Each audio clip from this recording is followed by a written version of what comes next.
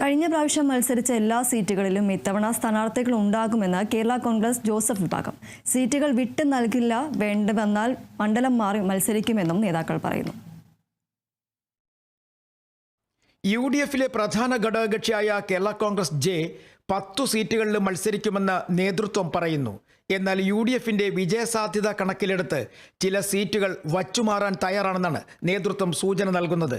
ഇടുക്കി, കോട്ടയം, ആലപ്പുഴ കോൺഗ്രസ് ജില്ലാ കമ്മിറ്റികൾ ചില സീറ്റുകൾ കോൺഗ്രസ് ജെയിൽ നിന്നും ആവശ്യപ്പെട്ടിട്ടുണ്ട്.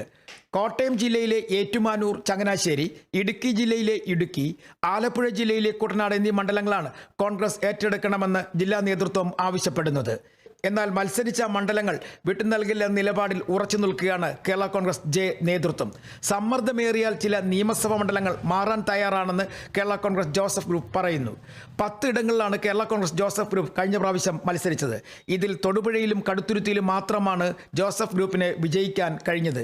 കോട്ടയം ജില്ലയിലെ ഏറ്റുമാനൂരിലും ചങ്ങനാശ്ശേരിയിലും കോൺഗ്രസ് മത്സരിച്ചാൽ വിജയിക്കാൻ കഴിയുമെന്നുള്ള പ്രതീക്ഷയും നേതാക്കൾ പങ്കുവയ്ക്കുന്നു.